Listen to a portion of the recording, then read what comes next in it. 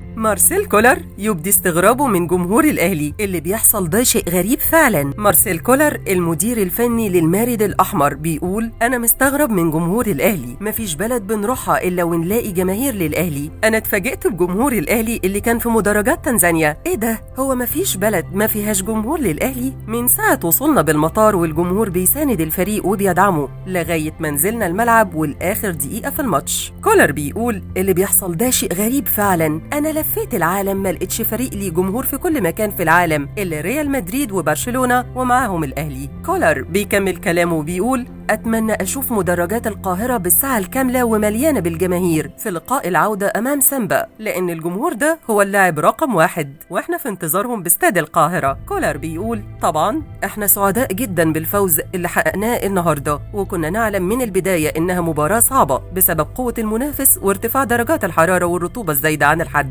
في تنزانيا، إلى جانب الضغوط الكبيرة اللي تعرض لها لاعبي الفريق، خصوصا اللاعبين الدوليين اللي سافروا مع بعثة الأهلي بعد انتهاء مشاركتهم مع المنتخب مباشرة بدون فترة استشفاء. ما تنسوش تشتركوا في قناة مصر اليوم على يوتيوب وتفعلوا زر الجرس علشان يوصل لكم كل الأخبار أول بأول.